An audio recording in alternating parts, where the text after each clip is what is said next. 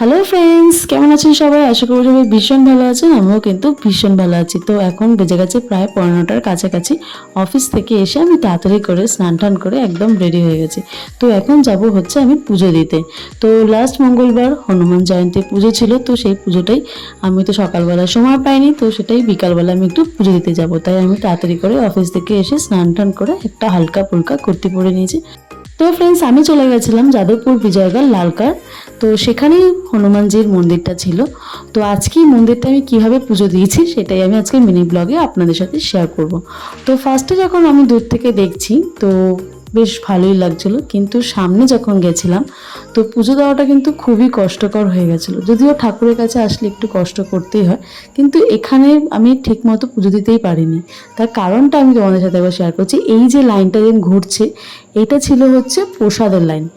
এবার আমি আসল জিনিসটা দেখাই। এই যে মন্দিরের সামনে এই লাইনটা দেখছেন, একটা লাইন গেছে প্রসাদের আর একটা লাইন গেছে হচ্ছে পুজো দেওয়ার। তো ওই যে ঠাকুরটা অত দূরে মন্দিরে, ঠাকুর অবধি পৌঁছানোই যাচ্ছিল না, কারণ সেখানে এতটাই ভিড় ছিল। তো আমি অতীব কষ্ট কোনো রকম করে মানে ঠেলে ঠুলে লোকজনকে এদিক ওদিক করে কোনো রকম ঠাকুরের মন্দিরের সামনে যেতে পেরেছি, তাও খুব কাছে নয়।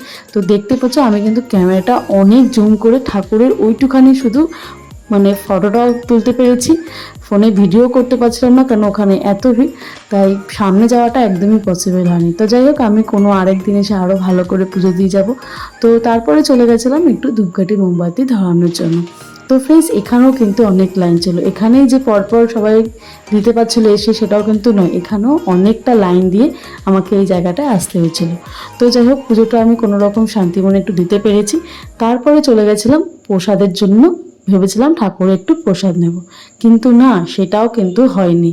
কারণ প্রসাদের লাইনটা শুরু হয়েছিল, একবার দেখো ফ্রেন্ডস, এই যে এখানে প্রসাদটা দিচ্ছে, কিন্তু তারপরে এই যে ঘুরে আসছে লাইনটা, এটা যদি আমি লাইনে দাঁড়াতাম মোটামুটি রাত 1টা 1:30 বেজে যেত আমাকে প্রসাদের অবধি আসতে। তো সেটা তো আমার পক্ষে পসিবল ছিল না, তাই আমার ঠাকুরের প্রসাদটাও খাওয়া হলো না। তো যাই হোক ফ্রেন্ডস, এই মন্দিরের পাশে কিন্তু সুন্দর একটা অ্যাম্বিয়েন্স আছে, মানে যেটা আমি বলি, কে বলে আমি জানি না, এটা এই যে পাশে মন্দিরে, এখানে কিন্তু একটু ছোট মিনি পার্ক স্ট্রিট হয়ে গেছে। মানে আগে জায়গাটা এত সুন্দর ছিল না, এখন কিন্তু খুব সুন্দর হয়ে গেছে। তো মাঠের পাশে সুন্দর বেশ অ্যাম্বিয়েন্স করেছে। এখানে সবাই এসে বসতে পারে, অনেক রকম স্ন্যাক্সের দোকান। তো সব তো আমি আজকে এই ভিডিওতে শেয়ার করতে পারছি না, কোনো একদিন এসে আমি এই জায়গাটা ভিডিওতে পুরো শেয়ার করব। তো প্রায় পুজো দিতে দিতে কিন্তু প্রায় 10টা বেজে গেছিলো। তারপরে ভাবলাম যে খুব গরম লাগছে, কারণ ওখানে অনেক ভিড় ছিল। তারপরে আমরা চলে গেছিলাম একটু পাশে মাঠে বসতে।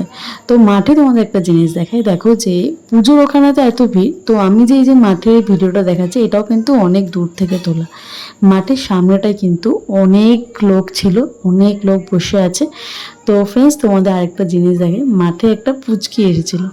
দেখো, এই পুচকিটাকে আমি অনেকক্ষণ ধরে দেখছিলাম, ও বারবার খালি দৌড়ে দৌড়ে দৌড়ে ছুটে ছুটে যাচ্ছিল, মার হাত ছেড়ে দিচ্ছিল। তো এই দিনগুলো খুব মিস করছিলাম। ওকে দেখে মনে হচ্ছিল কাজ যদি আমার এরকম আর একবার হতো। তো যাই হোক, ওকে দেখেও খুব ভালো লাগছিলো। তো যাই হোক ফ্রেন্ডস, তোমাদের আরেকটা জিনিস দেখে, যেটা ফার্স্টে ভিডিওতে বললাম, মাঠের পাশে সুন্দর একটা অ্যাম্বিয়েন্স আছে, যেখানে বসে অনেকটা টাইম কাটানো যায়। তো এটা হলো সেই জায়গাটা। তো কোনো একদিন এসে আমি এই জায়গাটার পুরো ভিডিওটা কিন্তু শেয়ার করব। তো ফ্রেন্ডস, এই গরমে ঘরে যেতে তো একদমই ইচ্ছা করছিল না। যদিও আমার এটা বাড়ির খুবই কাছাকাছি, তো খুব বেশি দূর নয় আমার বাড়ি থেকে, কিন্তু যাই হোক অনেকটা রাতও হয়ে গেছিলো।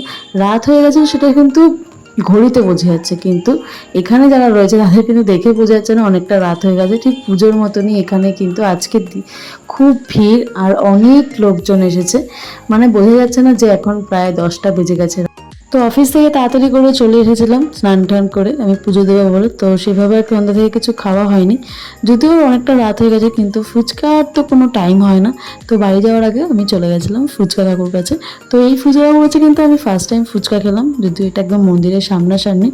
তো ফুচকাটা কিন্তু সেই ছিল, মানে ভীষণই ভালো ছিল। ফুচকা এখনই 10 টাকার 7টা ফুচকা দিয়েছিল, যেটা এখন আর শোনাই যায় না। তো ফুচকা খেয়ে একদম পেটটা ভরে গেছিলো। তারপর চলে এসেছিলাম বাড়িতে। তো ফ্রেন্ডস, আজকে ব্লগটা আমি এখানে শেষ করছি। আমার ব্লগটা আপনাদের কেমন লাগলো প্লিজ একটা লাইক করবেন, আর যারা যারা এখনো সাবস্ক্রাইব করেনি প্লিজ তাড়াতাড়ি করে সাবস্ক্রাইব করে দেখা হচ্ছে পরের ব্লগে। টাটা। শ্রীগুরু চরণ পদ্ম শরণ মনে মনে, কোটি কোটি প্রণাম তাহার চরণ। শ্রীরামের চরণ পদ্ম করিয়া শরণ, চতুর্বর্গ ফল যাহে লোভে অনেকক্ষণ। বুদ্ধিহীন জনে ওহে পবন কুমার, ঘুচাও মনে যত কেশ ও বিকার। জয় হনুমান, জয় হনুমান, জয় হনুমান।